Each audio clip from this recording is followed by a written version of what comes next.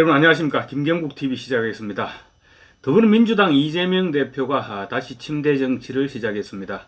지난해 8월 30일 단식을 시작해서 9월 23일까지 24일간 단식을 했죠. 그리고 10월 9일날 퇴원을 했습니다. 어쨌든 본인은 단식이라고 했지만 반반 단식, 영양제 단식 등 온갖 의혹을 낳았던 것도 사실이죠. 어쨌거나 단식, 그때 당시 단식 이후 16일간 병원에 입원해 있으면서 병상 정치를 했었습니다. 당시 병상 정치를 하면서는 이재명 대표에 대한 그때 당내에서 사법 리스크 때문에 퇴진 요구 쏟아졌죠. 그리고 검찰 수사도 지금 막 닥치고 그런 상황이었습니다. 그래서 퇴진 요구를, 당내의 퇴진 요구를 물리치고 검찰 수사를 일단 회피하는데 상당한 목적을 두었던 침대 정치였다고 할 수 있습니다. 그래서 당시에는 상당한 효과를 봤던 것도 사실입니다. 이제 총선 3개월을 앞두고 다시 병상 정치를 재개했습니다. 이번에는 본의 아니게 시작한 병상 정치이기는 합니다만, 어쨌거나 이 대표는 전날 서울 종로구 서울대병원에서 혈관 재건 수술을 받은 뒤 지금 중환자실에서 안정을 취하고 있습니다. 의사 출신인 신현영 민주당 의원은 최소 2주 이상은 지금 당내 일정이 미뤄질 수밖에 없을 것으로 보인다, 이렇게 얘기했습니다. 이재명 대표의 이번 병상 정치는 이 대표가 피습당한 이후 이 대표의 재판을 비롯한 개인 일정은 물론이고 다른 정치 일정도, 많은 정치 일정들이 지금 취소되거나 또는 일정이 연기되고 있죠. 그래서 큰 이 대표의 피습에 큰 영향을 받고 있습니다. 그런 시점에서 지금 이 대표가 병상 정치를 다시 시작했다, 이 점에서 그래서 정치적인 이해득실도 한번 계산해 볼 만할 것 같습니다. 우선 이재명 대표와 관련한 재판 대부분의 차질이 불가피해졌죠. 그리고 선거법 위반과 위정교사 혐의, 이 부분에 대한 재판은 4월 총선 이전에 1심 선고가 내려지기는 사실상 불가능해졌다, 이런 분석이 지금 유력하죠. 4월 총선 이전에 1심 선고를 절대적으로 피하고 싶었던 이 대표는 4월 총선 이전에 정말로 1심 선고가 나오면 안 된다고 온갖 재판 연기 방안도 지금 검토를 했었죠. 그런 입장에서 이재명 대표가 볼 때는 이번 침대 정치는 손해볼 것이 없는 일정 연기다, 이렇게 볼 수 있을 것 같습니다. 이재명 대표에 대한 재판은 5일 전국 법원 휴정기를 마친 직후부터 줄줄이 예정돼 있었습니다. 지금 이 대표가 받고 있는 재판은 총 3건입니다. 모두 지금 서울중앙지법에서 진행되고 있는데요.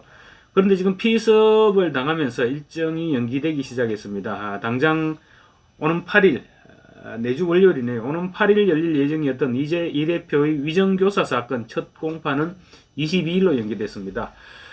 서울지법 형사 33부 김동현 부장판사입니다. 3일 어제 직권으로 피고인들에게 공판 기일 변경 명령을 발송했습니다.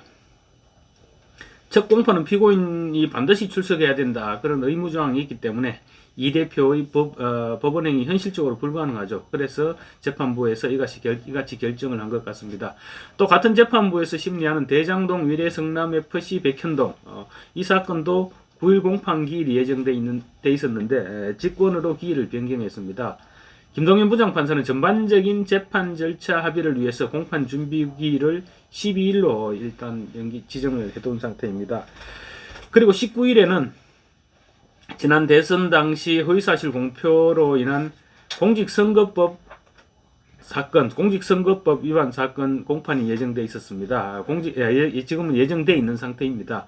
공직선거법 재판은 신속재판 규정에 따라서 정당한 사유 없이 다시 정한 기일에 출석하지 않으면 피고인 없이 공판을 진행할 수 있습니다. 그렇지만 건강상의 이유는 공직선거법 재판에서도 연기 신청이 받아들여지는 대표적인 사례라고 합니다. 그래서 이 공판 역시 이 대표 측에서 연기를 신청하면 연기될 가능성이 높아 보입니다. 이재명 대표 측에서 당연히 신청할 것으로 보입니다. 강규태 판사, 지금 이 공직선거법 재판을 재판하고 있는 부장판사인데요. 기회만 있으면 사실상 이재명 대표 편히 봐주기, 또 시간 끌기, 이런 걸로 일관해왔던 판사입니다. 그래서 아마 재판 연기가 유력하다, 이렇게 봐도 될 것 같습니다. 이 대표는 최소 2주 정도는 병원에서 당무를 보는 병상 정치를 할 것으로 보입니다. 정치적인 판단을 해볼 때 서둘러서 퇴원할 이유도 없습니다, 지금. 그래서 병상에서 공청관리위 구성, 그리고 총선기획단 회의, 선거제 개편 논의 이런 부분들 모두가 지금 병상에서 논의를 할 것 같습니다. 서울대병원의 당분간 민주당 회의실이 될 것 같습니다. 또 상특검 법안과 이태원 특별법 통과 여부 이런 것을 두고 지금 여야가 격돌하고 있죠. 그런 대치 전선도 지금 병상에서 관리해야 되는 그런 상황인 것 같습니다. 이 대표는 작년 10월에도 단식으로 당시 16일 동안 병상 정치를 하면서 당내 비토 세력의 공격을 사실상 무력화시켰죠. 최근 상황도 이번 상황도 비슷할 것 같습니다. 지금 이낙연 대표 그리고 비명계 모임인 원칙과 상식 양쪽에서 대표직 사퇴 그리고 비대위 구성 이런 압박을 받아왔었죠. 원래 이낙연 대표 오늘부터 지금 창당 일정을 시작하는 것으로 시작할 예정으로 돼 있었고 원칙과 상식도 오늘 이재명 대표에게 대표직 사퇴를 요구하면서 탈당 일정을 공식적으로 논의한다 이런 일정이었습니다. 그런데 이제 이낙연 전 대표나 원칙과 상식 모두 지금 일정을 연기를 해둔 상태입니다. 지금 이처럼 이 대표의 피습으로 비주류의 공세가 상당 부분 진정되고 있는 상황이죠. 당이 분당 위기로 돌입하게 되면 이재명 대표의 당내 입지가 궁핍해질 수밖에 없습니다. 그리고 지도력도 상당히 흔들릴 수 있죠.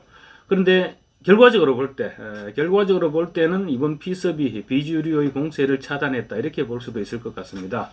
특히 병상에서 이번 이재명 대표의 병상에서 지역구 출마 문제를 어떻게 정리할 것인지 이 부분도 관심거리입니다.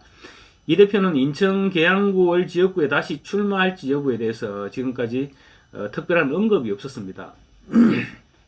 그래서 당내 비명계를 비롯해서 정치권에서 이 대표가 지역구를 포기하고 비례대표로 나갈 것이다 이런 추측이 파다하게 나돌았습니다. 그렇지만 그럼에도 불구하고 이 대표는 직접적인 언급을 피했습니다. 그래서 가능성을 배제할 수 없다 이런 분석이 나돌고 있었죠. 또 주변에서는 비례대표로 출마해서 전국 선거를 지휘해야 된다 이런 명분도 지금 만들어서 내세우고 있습니다. 그리고 또 국민의힘 원희룡 전 국토부 장관이 인천 계양을로 출마한다고 하니 이 대표 입장에서는 피하고 싶은 것이 아니냐 이런 얘기도 나돌고 있습니다. 그런 상황에서 이번에 피습을 당했는데 건강상의 이유로도 지역구 출마를 피할 수 있을 것이다 이런 분석까지 나오고 있죠. 앞으로 상황을 지켜봐야 하겠지만 또 뭐 이 대표가 지역구에 반드시 출마해야 된다 그런 상황이라면 또 몰라도 이 대표는 지금 굳이 지역구를 고집할 이유는 없습니다. 그래서 이 대표의 상황이 충분히 유동적일 수 있는 만큼 비례대표 출마도 고려하지 않겠느냐 이런 전망이 가능할 것 같습니다. 그리고 또 비례대표로 출마하되 목 부위에 부상을 당한 만큼 활동을 최소화하는 방안도 선택지의 하나가 되지 않겠느냐 이렇게 볼 수도 있을 것입니다. 그래서 이 대표가 병상 정치를 통해 비례대표 선거제도 개정 문제를 어떻게 정리할지도 지금 큰 관심사로 부각되고 있는 것입니다. 현재의 준연동형을 고수할 경우 이 대표는 비례대표 출마가 사실 힘들어지죠.